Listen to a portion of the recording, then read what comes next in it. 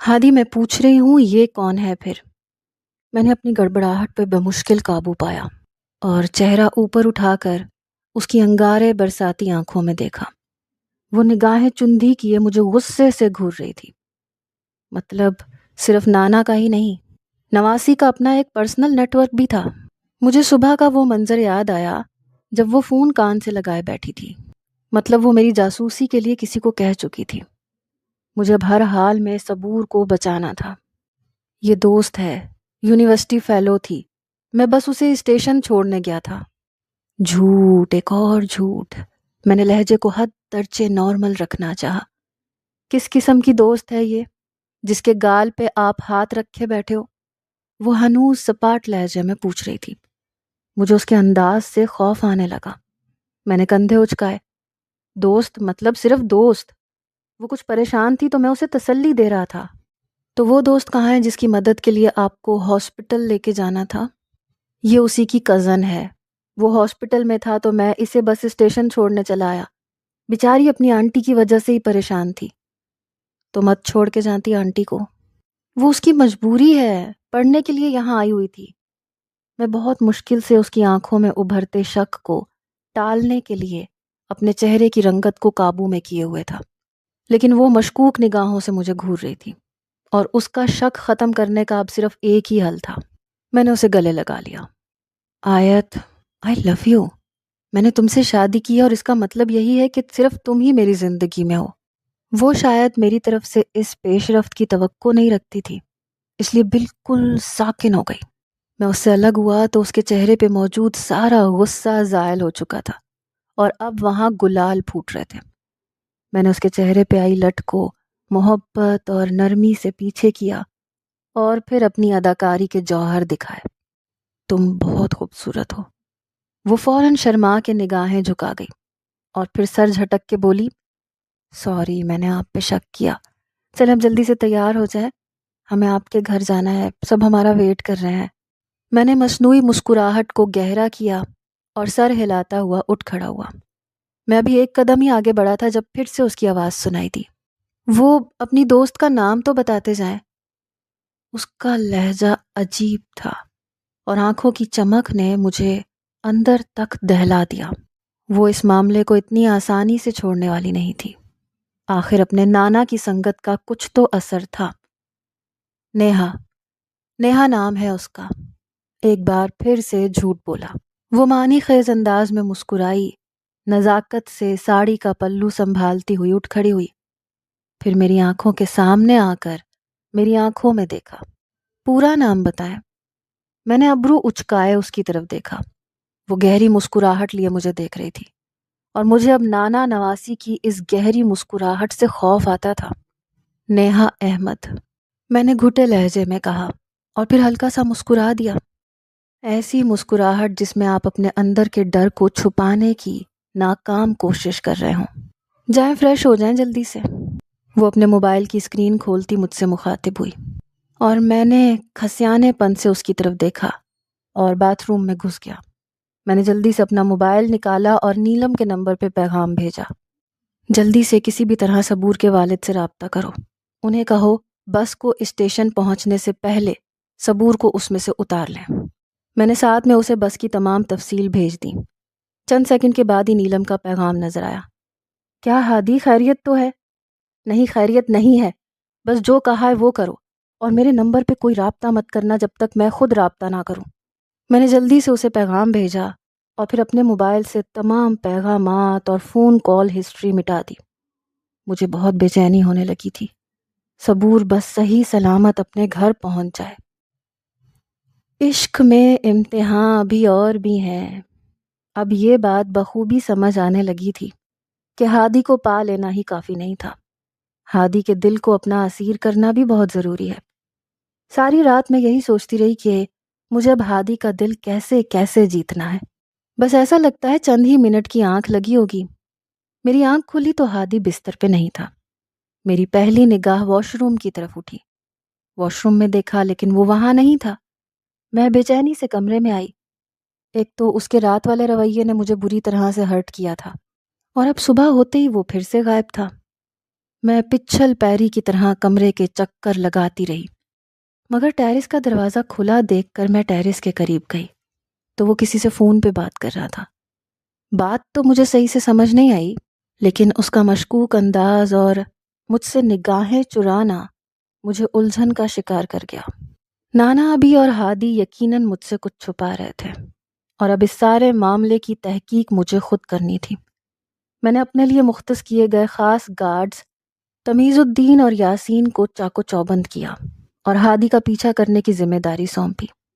جو نتیجہ میرے سامنے آیا اس نے میرے دل کو جھنجھوڑ کے رکھ دیا۔ ہادی کسی لڑکی کے ساتھ تھا، اتنی معمولی شکل و صورت کی لڑکی۔ مجھے ایسے لگا جیسے مجھے کسی نے زمین میں گاڑ دیا ہو۔ میرے اندر آتش فشاں پھٹنے لگے۔ ہادی کی زندگی میں کسی خوبصورت لڑکی کو دیکھ کے مجھے شاید اتنی تکلیف نہ ہوتی جتنی مجھے اس قدر معمولی شکل کی لڑکی کو دیکھ کر ہوئی تھی۔ میں، آیت ہمدانی، اتنی معمولی لڑکی کے سامنے مات تھی۔ میرا خون کھول رہا تھا۔ میں بیڈ کے کنارے پر بیٹھی سلگ رہی تھی جب وہ کمرے میں داخل ہوا۔ میرے پوچھنے پہ اس نے مجھے بتایا کہ وہ صرف اس کی دوست ہے۔ میں کیسے یقین کروں جب دل میں وہ لڑکی ایک کانٹے کی طرح چبھ گئی ہو؟ میں یوں ہی اس آگ میں سلگتی رہتی اگر وہ برسات بن کر مجھے گلے نہ لگاتا۔ یوں لگا جیسے برسوں کی ریاضت کا پھل مل گیا ہو۔ اس کی اتنی سی قربت نے میرے من کے بجھے دیپ پھر سے جلا دیے، اور اس کی محبت کے اظہار نے تو مجھے سرشار کر دیا۔ اب تو میں اس کی زندگی میں کسی ایسی خاص دوست کو بھی نہیں رہنے دے سکتی تھی جس کی گال پہ ہاتھ رکھ کر تسلی دی جاتی ہو۔ وہ واش روم میں گھسا تو میں نے تمیز الدین کو فون لگایا۔ حکم بی بی جی، اس نے فون اٹھاتے ہی کہا۔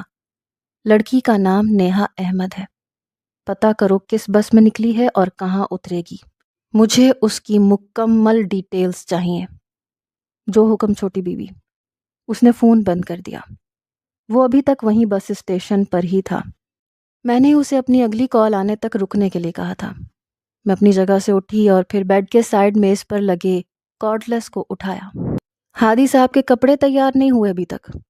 میں ابھی کارڈلیس پہ بات کر ہی رہی تھی جب میرے فون پر تمیز الدین کی کال آنے لگی۔ میں نے کارڈلیس کو رکھا اور موبائل کان سے لگایا۔ ہاں بولو۔ بی بی جی، یہاں تو کسی نیہا احمد کی سیٹ نہیں ہے۔ ہاں، پر لڑکی کراچی کی بس میں ہی سوار ہوئی ہے، یہ کنفرم ہو گیا ہے۔ میرے کان کھڑے ہو گئے۔ کیا ہادی نے مجھ سے اس لڑکی کا نام چھپایا ہے؟ ہاں، تو تم اور یاسین کراچی جاؤ اور مجھے یہ لڑکی چاہیے کسی بھی حال میں۔ میں نے دانت پر دانت جمائے حکم دیا۔ اس کی بال کی کھال تو میں اتار کے رہوں گی۔ میں نے گہری سانس خارج کرتے ہوئے دل میں تہیہ کیا۔ ہمارے چھوٹے سے گھر میں پورا خاندان جمع تھا۔ آخر سب کو ہادی جاوید کی مالدار اور حسین ترین بیوی دیکھنی تھی۔ عجیب سی رسمیں تھیں جن کے چلتے اماں نے مجھے پچھلے 3 گھنٹوں سے آیت کے ساتھ بٹھا رکھا تھا۔ میں بیزار سا ان سب رسموں کا حصہ بنا بیٹھا تھا جب مجھے اپنے کان میں اقرا کی آواز سنائی دی۔ ہادی، کمرے میں آؤ، مجھے تم سے بات کرنی ہے۔ مجھے تو جیسے آزادی کا پروانہ چاہیے تھا۔ فوراً اٹھا اور اسی بہانے سے اپنے کمرے میں آ گیا جہاں اقرا پہلے سے موجود تھی۔ مجھے دیکھتے ہی وہ تیزی سے کھڑی ہوئی۔ دروازہ بند کرنے کے بعد رازدارانہ انداز میں میرا بازو پکڑ کے مجھے صوفے تک لے آئی۔ بیٹھو، مجھے تمہیں کچھ بتانا ہے۔ وہ کچھ پریشان بھی دکھائی دے رہی تھی۔ کیا ہوا آپی، اتنی پریشان کیوں ہے؟ میں نے صوفے پہ بیٹھتے ہوئے فکر مندی سے پوچھا۔ وہ ایک چور نگاہ دروازے پہ ڈالتی ہوئی سرگوشی نما لہجے میں بولی، ہادی، میں نے تمہیں بتایا تھا نا کہ مجھے شک ہے کہ میرے نکاح سے پہلے ہونے والے تماشے کے پیچھے کسی کا ہاتھ ہے۔ ہاں بتایا تھا، میں نے تشویش سے بھویں اکٹھی کی۔ آپی نے ایک گہری تعصف بھری سانس خارج کی۔ مجھے پتہ چل گیا ہے کہ وہ کون تھا جس نے رافع کی فیملی کو یہ سب کرنے پہ فورس کیا تھا۔ کون تھا؟ میں نے پرتجسس لہجے میں پوچھا۔ اس نے پہلے عجیب سے انداز میں مجھے دیکھا اور پھر کچھ جھجکتے ہوئے بولی، آیت اور آیت کے نانا۔ انڈین ڈراموں میں کڑکنے والی بجلی سچ میں میرے ارد گرد میرے سر پہ گرج رہی تھی۔ یعنی کہ مجھے اور میرے گھر والوں کو ٹریپ کرنے کے لیے اتنی گھٹیا چال چلی گئی تھی۔ اقرا اپنی بات جاری رکھے ہوئے تھی۔ مجھے یہ سب رافع نے بتایا ہے۔ میں ایک جھٹکے سے اپنی جگہ سے اٹھا۔ میں چھوڑوں گا نہیں اس آیت کو۔ اقرا نے پوری قوت سے میرا بازو پکڑ کے کھینچا۔ پاگل مت بنو ہادی، اپنے گھر کے ساتھ ساتھ میرا گھر بھی برباد کر دو گے۔ مجھے رافع نے سختی سے منع کیا ہے کہ میں یہ بات کسی کو نہ بتاؤں۔ انہوں نے بھی مجھے یہ سب تمہاری اور آیت کی شادی ہو جانے کے بعد بتایا ہے۔ میں نے بے بسی سے اس کی طرف دیکھا اور صوفے پر ڈھیس آ گیا۔ گھر؟ کیسا گھر آپی؟ میں آیت کو پسند ہی نہیں کرتا ہوں۔ میں اس سے شادی نہیں کرنا چاہتا تھا، لیکن اب میں بری طرح جکڑا گیا ہوں، بہت بری طرح۔ اقصیٰ نے میرے کندھے پر دھیرے سے ہاتھ رکھا۔ میں جانتی ہوں، مجھے اور رافع کو محسوس ہو گیا تھا، لیکن ہم بھی تمہاری کسی طرح سے کوئی مدد نہیں کر سکتے۔ دیکھو، میں تو تمہیں یہی کہوں گی، جو ہوا سو ہوا۔ اب تم اس رشتے کو کسی بھی طرح نبھاؤ۔ آیت تمہیں بہت چاہتی ہے۔ میں نے جھکا سر اٹھایا تو آنکھوں میں انگارے سلگ رہے تھے۔ آپی، وہ مجھے چاہتی نہیں ہے، بلکہ میں اس کی ضد بن گیا ہوں۔ دیکھا نہیں ہے کیسے مجھے اور میرے خاندان کو ایک کھلونا بنا کے رکھ دیا اس نے۔ میری زندگی، میرا کریئر، حتیٰ کہ میرے خواب تباہ کر کے رکھ دیے۔ آپ دیکھنا آپی، میں بھاگ جاؤں گا یہاں سے۔ میں نے آخری جملہ جارحانہ انداز میں بولا تو وہ غصے سے مجھے گھورنے لگی۔ ہاں، ہم تو تمہارے کچھ لگتے نہیں، تم بھاگ جانا، آیت کے نانا پیچھے سے ہمارا جینا حرام کر دیں گے۔ پہلے تو تم سے کوئی رشتہ نہیں تھا، اب تو پورے پاکستان کو پتا ہے کہ تم سیٹھ ہمدانی کے داماد ہو۔ میں نے بے بسی سے سر جھکایا اور ہتھیلیوں میں اپنا چہرہ چھپا لیا۔ صحیح کہہ رہی تھی آپی، یہ سب تو میں نے سوچا ہی نہیں تھا۔ میں اتنا خود غرض کیسے ہو سکتا ہوں کہ خود بھاگ جاؤں اور پیچھے سے اپنے پیاروں کو مشکل میں ڈال دوں۔ چلو میں چلتی ہوں باہر، تم بھی باہر آ جاؤ۔ اس نے میرے کندھے پہ تھپکی دی اور باہر نکل گئی۔ میں اسی طرح بیٹھا تھا، ذہن میں کھل بلی مچی ہوئی تھی۔ اس کے بعد میں کمرے سے باہر نہیں گیا۔ سمجھ سے باہر تھا کہ میں کروں تو کروں کیا۔ دروازے پہ دستک ہوئی اور اقصیٰ اپنے مخصوص انداز میں بولتی ہوئی اندر داخل ہوئی۔ بھائی باہر آ جائیں، کھانا لگ گیا ہے۔ آپ کیا آج کے دن بھی آ کے یوں کمرے میں بند ہو گئے؟ میں نے بیزار صورت بنائے اس کی طرف دیکھا۔ میرے سر میں درد ہے، مجھے سونا ہے، تم لوگ کھا لو۔ میں اپنی جگہ سے اٹھا اور اپنے بستر پر ڈھیس آ گیا۔ چت لیٹے، چھت کو گھورتے ہوئے مجھے ایک کے بعد دوسرا خیال آ رہا تھا۔ میں اس سب سے چھٹکارا ایک ہی شکل میں پا سکتا تھا، اور وہ شکل تھی آیت کی موت۔ میں نے خود کو تکیے کے ساتھ اس کا سانس بند کرتے ہوئے دیکھا، لیکن نتیجہ، میں سلاخوں کے پیچھے تھا۔ اس کو ٹیرس سے دھکا دے دوں، لیکن اگر وہ بچ گئی، میں نے جھرجھری لی۔ اس کی کار کے بریک فیل کر دوں، لیکن وہ کبھی کسی ایک مخصوص گاڑی میں نہیں جاتی۔ اس کو زہر پلا دوں، نتیجہ، میں نے خود سمیت اپنے پورے گھر والوں کو سلاخوں کے پیچھے دیکھا۔ پھر کروں تو کیا کروں؟ میں نے اپنے بالوں کو جکڑ لیا۔ ایسے ہی نت نئے پلان سوچتے سوچتے کب میری آنکھ لگ گئی مجھے خبر نہیں ہوئی۔ جب آنکھ کھلی تو فون کال پر کھلی۔ فون صبور کا تھا اور وہ گھبرائی ہوئی تھی۔ ہادی، پلیز کچھ کرو، یہاں سیٹھ کے 2 آدمی میرا پتہ پوچھتے پوچھتے یہاں ہماری کالونی میں پہنچ گئے ہیں۔ کیا؟ میں بدک کے اٹھ بیٹھا۔ میں اور میرے پیرنٹس چھپ کے ماموں کے گھر آ گئے ہیں، اور وہ لوگ ادھر ہمارے گھر کے تالے توڑ رہے ہیں۔ ہادی پلیز یہ سب بند کرواؤ، مجھے تم سے کوئی رشتہ نہیں رکھنا، لیکن پلیز یہ سب بند کر دو، خدا کا واسطہ ہے۔ وہ اونچا اونچا رو رہی تھی۔ اسی لمحے اس کے والد نے فون پکڑا، کرخت لہجے میں مخاطب ہوا۔ دیکھو برخوردار، ہم غریب لوگ ہیں، ہم سے یہ سب برداشت نہیں ہوتا۔ خدا کا واسطہ ہے تم میری بیٹی کی جان چھوڑ دو۔ میرے گال تپنے لگے۔ انکل، ہمیں کچھ نہیں سننا، میں اپنی بیٹی کی شادی کر رہا ہوں اور تم سے اب ہمارا کوئی رشتہ نہیں ہے، لیکن اگر میری بیٹی کو کچھ ہوا تو اس سب کے ذمہ دار تم ہوگے۔ صبور کے والد نے غصے میں کہا اور پھر فون صبور کو تھما دیا۔ ہادی پلیز جاؤ اور جا کے کہو آیت سے کہ تمہارا مجھ سے اب کوئی رشتہ نہیں ہے۔ وہ اب باقاعدہ رو رہی تھی۔ میں نے اضطرابی کیفیت سے بالوں میں ہاتھ پھیرتے ہوئے مٹھی میں اپنے بال یوں جکڑے جیسے سینے میں میرا دل جکڑا جا چکا تھا۔ اوکے، تم پریشان نہ ہو، میں کچھ کرتا ہوں۔ میں نے فون بند کیا اور یوں ہی حواس باختہ سا کمرے سے باہر آیا۔ لاؤنج سے ہنسنے کی اور باتیں کرنے کی آوازیں آ رہی تھیں۔ میں تیز تیز قدم اٹھاتا لاؤنج میں آیا۔ آیت سامنے بیٹھی تھی اور ارد گرد سارے کزنز بیٹھے ہنس رہے تھے۔ مجھے دیکھتے ہی آیت کی مسکراہٹ گہری ہوئی، ساتھ ہی سب کی چھیڑ خانی کا رخ میری طرف ہو گیا۔ میں نے سب کو نظر انداز کیا اور آیت سے مخاطب ہوا۔ آیت میری بات سننا۔ آیت لجاجت سے مسکراتی اپنی جگہ سے اٹھی کیونکہ سب نے ایک ساتھ شریر انداز میں ہوٹنگ شروع کر دی۔ او ہو! میں یوں ہی پریشان سا اپنے کمرے کی طرف چل پڑا۔ آیت بھی میرے پیچھے آ رہی تھی۔ میرے کمرے میں آتے ہی میں نے پلٹ کے اس کی طرف دیکھا۔ وہ ہنوز مسکراتی ہوئی سوالیہ نظروں سے مجھے دیکھ رہی تھی۔ آیت، تم نے نیہا کے پیچھے کن آدمیوں کو بھیجا ہے؟ میں براہ راست اس کی آنکھوں میں دیکھتے ہوئے سوال کر رہا تھا۔ اس نے سینے پہ ہاتھ باندھے، کندھے اچکائے۔ میں نے تو کسی کو نہیں بھیجا۔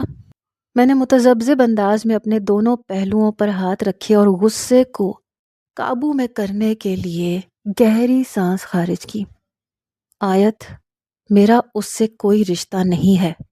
وہ صرف میری دوست ہے اور اب اس کی شادی ہونے والی ہے۔ اس کے گھر والے پریشان ہیں۔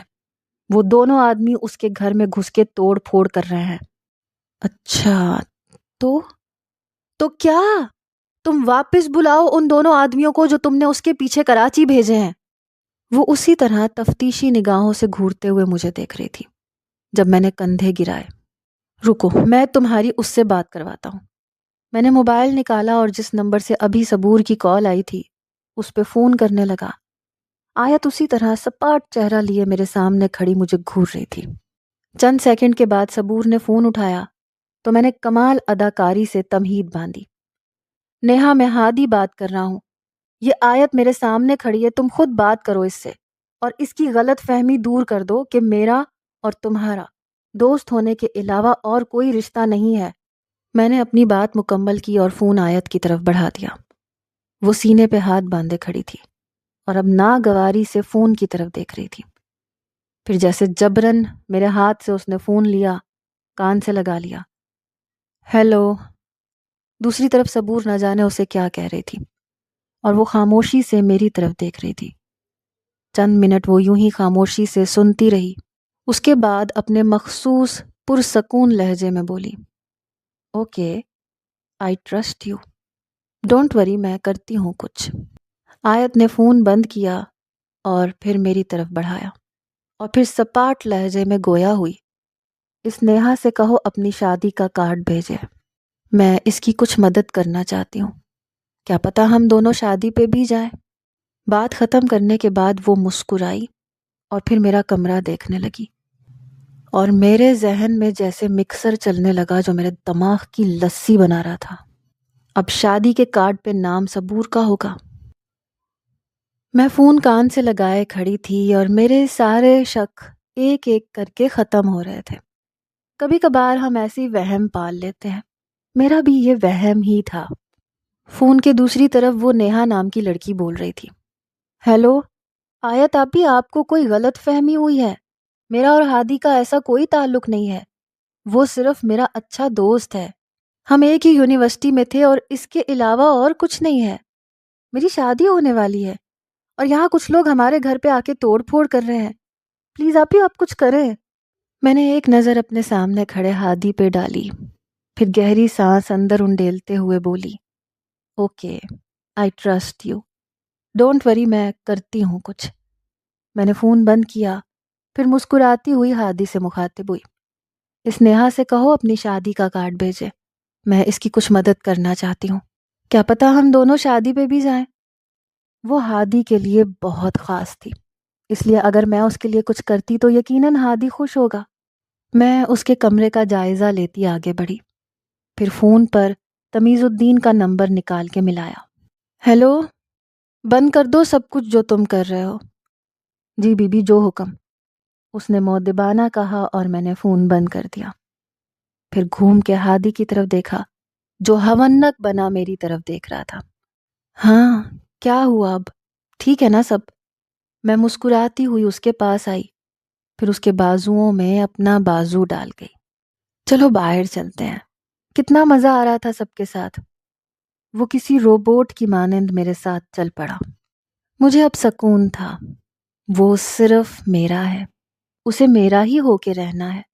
میں اسے یہ احساس دلانا چاہتی تھی کہ مجھ سمیت یہ سب اس کا بھی ہے، وہ یہ محسوس تو کر کے دیکھے۔ کار میں جب ہم واپس آ رہے تھے تو میں نے اسے بزنس کی تفصیل دی، اسے یہ احساس دلایا کہ اسے اب یہ سب کچھ دیکھنا ہے۔ وہ مسکرا رہا تھا اور میرا حوصلہ بڑھ رہا تھا۔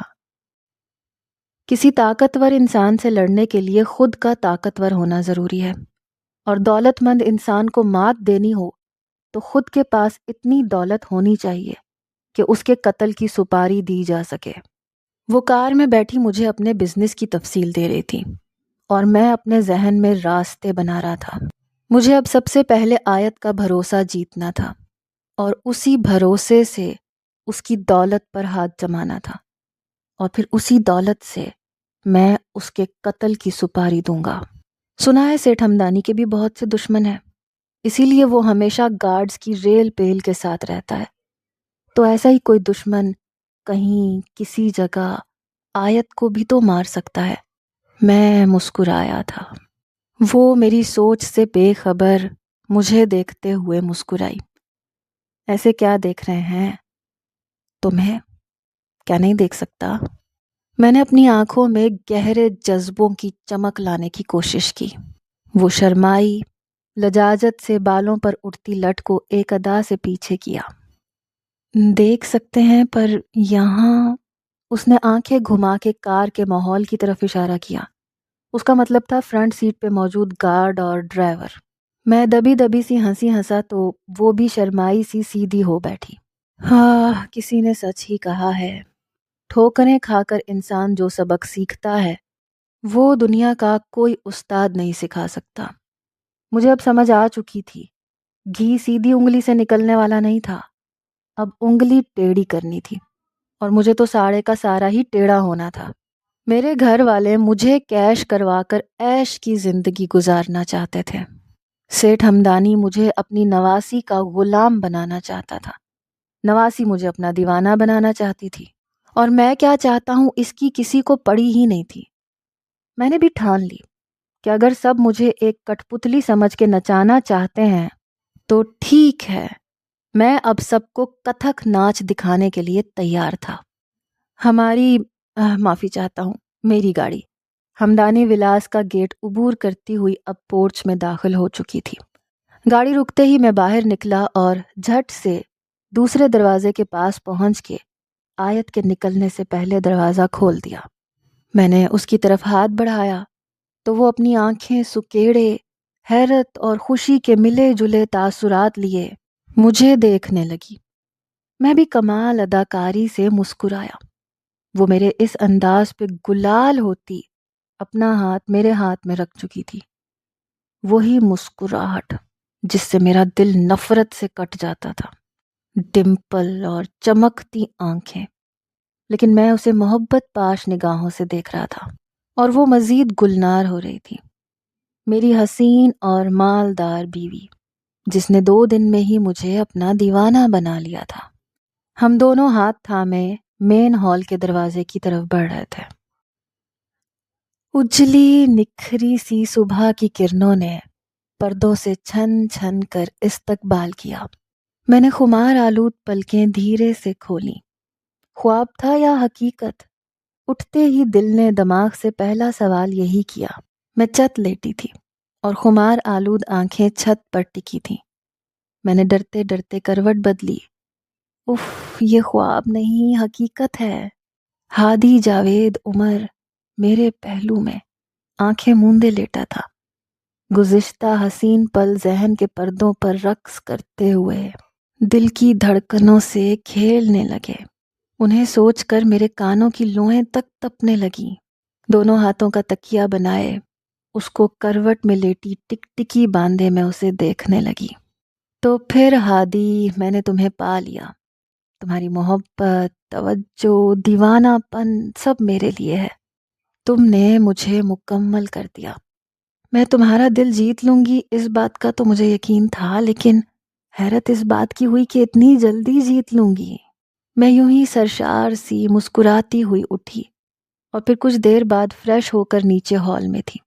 مجھے پتا تھا نانا ابھی جاگنگ سے واپس آنے والے تھے اور یہ خوشی کی خبر میں ان کے ساتھ بانٹنا چاہتی تھی۔ انہیں بتانا چاہتی تھی کہ دیکھیں نانا ابھی میں نے ہادی کے دل کو اسیر کر لیا۔ ہادی نے مجھے اور میری محبت کو قبول کر لیا۔ وہ بھی مجھے ویسے ہی چاہنے لگا ہے جیسے میں اسے چاہتی ہوں۔ میں ہال میں آ کر خوشی سے چکر لگانے لگی۔ میرے چہرے پہ مسکراہٹ تھی، دل خوشی سے باغ باغ تھا اور پاؤں زمین پر نہیں ٹک رہے تھے۔ نانا ابھی کو آج اتنی دیر کیوں ہو گئی؟ میں نے گھڑی کو دیکھتے ہوئے خود ساختہ سوال کیا، اس سے پہلے کہ میں بے چین ہو کر بیرونی دروازے کی طرف بڑھتی۔ سامنے سے آتے حواس باختہ شیر علی نے جو خبر سنائی، اس نے میرے پیروں تلے سے زمین کھینچ لی۔ چھوٹی بی بی، سیٹھ صاحب کو گولی لگی ہے، جلدی چلیں۔ کیا؟ آپ چلیں میرے ساتھ؟ شیر علی کے چہرے پر ہوائیاں اڑی ہوئی تھیں۔ باہر ملازموں کا شور و غل برپا تھا۔ ہادی صاحب کو اٹھاؤ۔ مجھے فوراً ہادی کا خیال آیا۔ شیر علی نے نفی میں سر ہلایا۔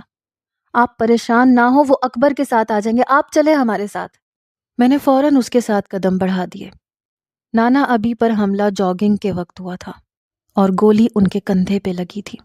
شیر علی گاڑی میں مجھے تمام تفصیل بتا رہا تھا اور میں پریشان سی ہادی کو فون لگا رہی تھی۔ فون کی مسلسل بجنے پر میری آنکھ کھلی۔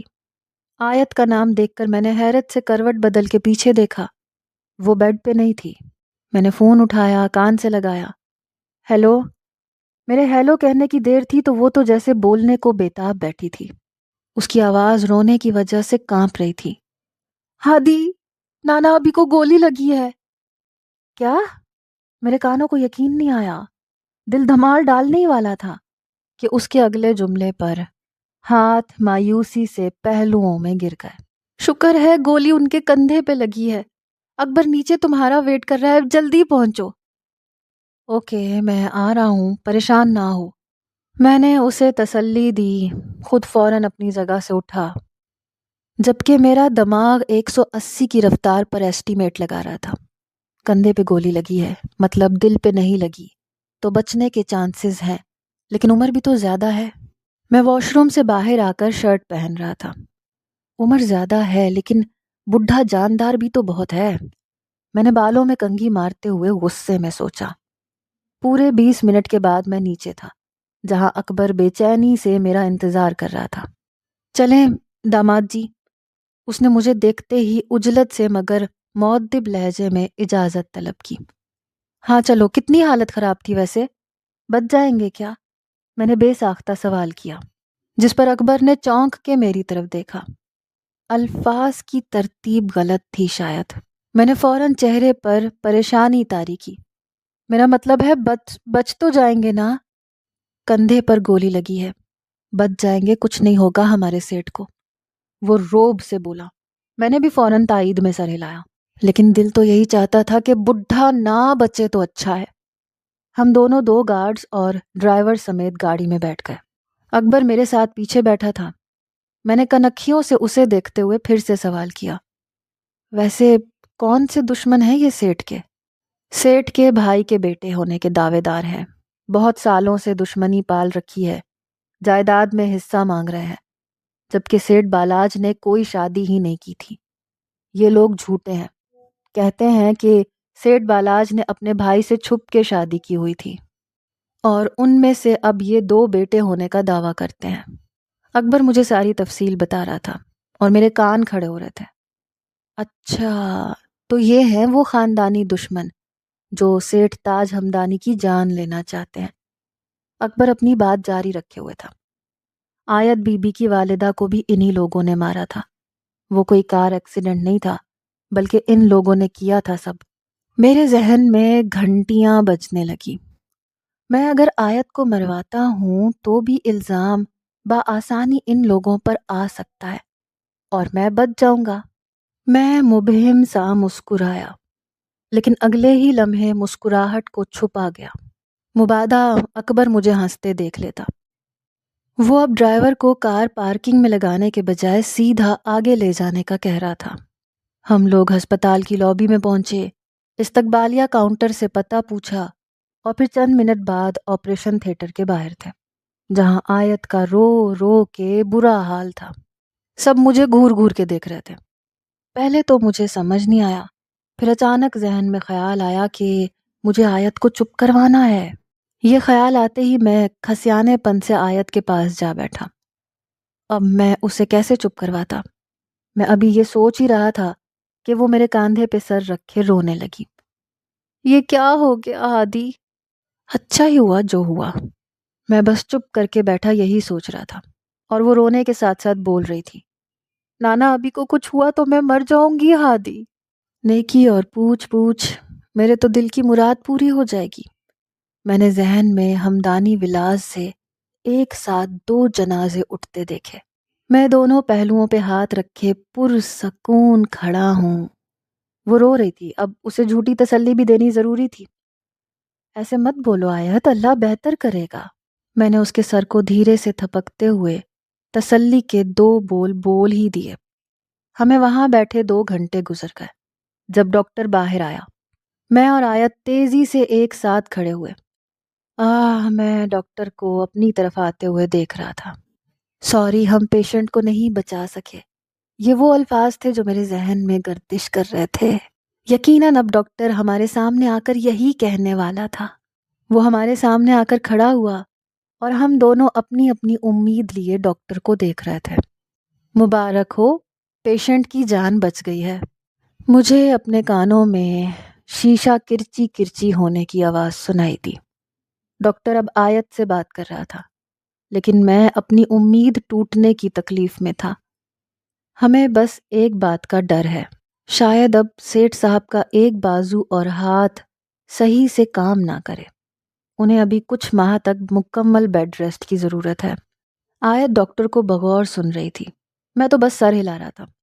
مطلب اب سیٹھ صاحب بستر پہ ہوں گے، آیت ان کی تیمارداری پر، اور میرا کام آسان ہو جائے گا۔ میں نے بھویں اچکائیں اور لب بھینچ کر سانس اندر انڈیلی۔ لیٹس سٹارٹ ورک ہادی۔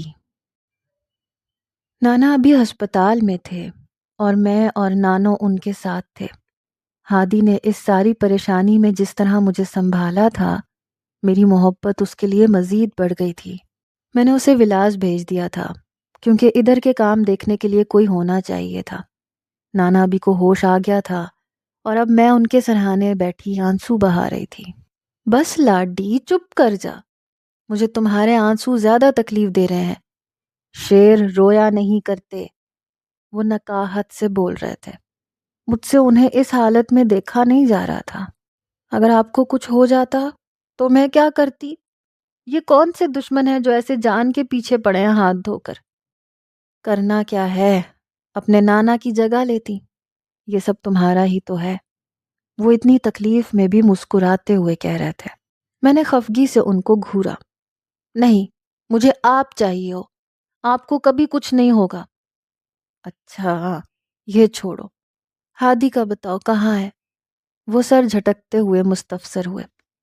اتنی پریشانی میں بھی میرے چہرے پہ مسکراہٹ بکھر گئی۔ ہادی یہیں تھے میرے ساتھ، میں نے ہی گھر بھیجا ہے کہ وہاں کوئی بھی نہیں ہے۔ ارے اس کا کیا اعتبار؟ نانا ابھی نے تیوری چڑھائے سر کو دائیں بائیں حرکت دی۔ میں نے فوراً نفی میں سر ہلایا۔ اب ہے نانا ابھی؟ میرے چہرے پہ حیا کے سارے رنگ بکھر گئے۔ نانا ابھی نے حیرت سے میری طرف دیکھا اور سوالیہ بھویں اٹھائیں، جیسے یقین نہ آیا ہو۔ میں نے لب بھینچے اور مسکراہٹ دباتے ہوئے سر جھکا لیا۔ وہ بھی مسکرا دیے۔ اچھا ہے، بہت اچھا ہے۔ ہادی تمہارے ساتھ ہے تو مجھے کوئی فکر نہیں ہے۔ میں نے تڑپ کے ان کی طرف دیکھا۔ کیسی باتیں کر رہے ہیں آپ؟ آپ کو مجھے کسی کے سہارے نہیں چھوڑنا ہے، یہیں رہنا ہے میرے پاس۔ ہادی آپ کی جگہ کبھی نہیں لے سکتا۔ وہ بس سر ہلا کے رہ گئے اور آنکھیں موند لیں۔ میں ابھی انہیں زیادہ بلانا نہیں چاہتی تھی، اس لیے اپنی جگہ سے اٹھی، کچھ دور صوفے پہ بیٹھی نانو کے کندھے پہ سر رکھ کے بیٹھ گئی۔ میں سیٹھ ہمدانی کی کرسی پہ بیٹھا تھا۔ حالات میرے حق میں سازگار ہو رہے تھے۔ راہیں خود بخود کھلنے لگی تھیں۔ پچھلے 3 دن سے جو کچھ مجھے پتا چل رہا تھا وہ سب کچھ بہت حیران کر دینے والا تھا۔ سیٹھ ہمدانی پاکستان کا امیر ترین شخص تو تھا ہی، لیکن ساتھ ہی ساتھ کرپٹ ترین شخص بھی تھا۔ شیر علی اور دوسرے خاص بندے مجھ پہ سب کچھ واضح نہیں کر رہے تھے، لیکن پھر بھی مجھے اندازہ ہو رہا تھا کہ یہاں بہت کچھ میری سوچ سے بھی زیادہ خطرناک ہے۔ اب تو میں کسی بھی صورت اس دلدل سے نکلنا چاہتا تھا، لیکن وہ بہت مشکل ہو چکا تھا۔ میرا پہلا قدم دولت سمیٹنا تھا، جس کے لیے مجھے بہت احتیاط سے کام کرنا تھا۔ میں نے انہی 2-3 دنوں میں اپنا ایک خفیہ اکاؤنٹ کھلوایا، جہاں مجھے آہستہ آہستہ دولت اکٹھی کرنی تھی۔ آیت پچھلے 3 دن سے ہسپتال میں تھی اور میں ہمدانی ولاز میں تھا۔ موقع اچھا تھا تو میں کیسے فائدہ نہ اٹھاتا۔ مجھے آج تیسرا دن تھا۔ میں صبور سے رابطہ کرنے کی کوشش کر رہا تھا، لیکن اس کے والد مسلسل میرا نمبر کاٹ رہے تھے۔ میں نے مایوس ہو کر فون کو بیڈ پہ پٹکا ہی تھا جب گھنٹی بجنے لگی۔ میں نے لپک کے فون اٹھایا۔ دوسری طرف صبور تھی۔ ہیلو، اس نے سخت لہجے میں ہیلو کہا تھا۔ اس کے لہجے میں موجود کرب میں محسوس کر سکتا تھا۔ کیسی ہو؟ میرے لہجے میں تڑپ تھی۔ شاید اس نے بھی محسوس کی تھی، اسی لیے چند سیکنڈ کے لیے گہری خاموشی چھا گئی۔ پھر وہ کانپتی ہوئی آواز میں تقریباً غرائی، کیوں بار بار فون کر رہے ہو؟ یہ بابا کا نمبر ہے۔ تمہارے کہنے پر ایک کارڈ ایسا چھپوا لیا ہے جس میں میرے نام کی جگہ نیہا کا نام لکھا ہے۔ پریشان مت ہو، کارڈ تمہاری بیوی کو مل جائے گا۔ میرا دل اس کے لہجے پہ کٹ گیا تھا۔ میں نے تڑپ کے اس کی بات کاٹی۔ صبور، پلیز ایسے بات مت کرو مجھ سے۔ تو اور کیسے کروں، تم بتا دو۔ یہ کارڈ نقلی ہے ہادی جاوید، مگر یہ شادی اصلی ہے۔ عاصم میرے ماموں کا بیٹا ہے، بہت شریف ہے، مجھے میری تمام تر غلطیوں سمیت قبول کر رہا ہے۔ میں بہت خوش ہوں۔ اس کی آواز کانپ رہی تھی، وہ رو دینے کو تھی۔ میں نے بھاری لہجے میں پوچھا، تم سچ میں شادی کر رہی ہو؟ دوسری طرف تکلیف دہ خاموشی تھی۔ مجھے پتا تھا وہ آنسو ضبط کرنے کی ناکام کوشش میں ہے، اور ایسا کرنے میں اسے وقت تو لگ سکتا تھا نا۔ اور پھر چند سیکنڈ کے بعد اس کی مریل سی زکام زدہ آواز ابھری، ہاں صبور، مجھے کچھ وقت دے دو پلیز، بس کر دو ہادی، جینے دو مجھے۔ وہ رو پڑی اور اب میرا دل پھٹ رہا تھا۔ میں نے چیخ کے دہائی دی، جینا ہے تمہیں لیکن میرے ساتھ۔ میں آؤں گا صبور، میں یہاں سے نکل کے آؤں گا۔ وہ ایک دم سے پھٹ پڑی، نہیں مت آنا، میں اپنے پیرنٹس کو مزید پریشان نہیں کر سکتی ہوں۔ میں شادی کرنے جا رہی ہوں ہادی، اور یہ میرا آخری فیصلہ ہے۔ آیت شادی پہ آنا چاہتی ہے تو اسے لے کے آنا، اور پلیز اب اس نمبر پہ میرے بابا کو تنگ مت کرنا، بائے۔ اس نے سخت لہجے میں کہہ کے فون بند کر دیا تھا، اور میں کسی بت کی مانند کمرے کے وسط میں کھڑا تھا۔ میں نے پوری قوت سے ہاتھ کو جھٹکا دیا اور فون کو دیوار میں دے مارا۔ میں سب کچھ ٹھیک کر دوں گا، لیکن اس میں وقت لگے گا، لیکن شاید اتنا کہ میں صبور کو ہمیشہ کے لیے کھو دوں گا۔ نانا ابھی کو ہمدانی ولاز آئے 2 ہفتے ہو چکے تھے، اور اب انہی کی ضد پر میں اور ہادی فارم ہاؤس جا رہے تھے۔ نانا ابھی ہمیں ہنی مون کے لیے باہر بھیجنا چاہتے تھے، لیکن میں انہیں اس حالت میں چھوڑ کے نہیں جانا چاہتی تھی، اس لیے ہم فارم ہاؤس چلے آئے۔ 3 گھنٹے کے سفر کے بعد ہم لوگ فارم ہاؤس پہنچے۔ شادی کے فوراً بعد سے نانا ابھی کی پریشانی نے مجھے ایسا گھمایا کہ میں ہادی کو وقت ہی نہیں دے سکی، اور اب یہاں ہر لمحے میں ہادی کے ساتھ وقت گزارنا چاہتی تھی۔ یہ فارم ہاؤس میری فرمائش پر تیار کروایا گیا تھا، اور یہاں پر ہر چیز میری پسند کے مطابق تھی۔ میں ہادی کی باہوں میں باہیں ڈالے اسے سارا فارم ہاؤس دکھا رہی تھی۔ وہ انتہائی دلچسپی سے سب کچھ دیکھ رہا تھا۔ پسند آیا؟ میں نے محبت سے اس کے سینے پہ ہاتھ پھیرتے ہوئے پوچھا۔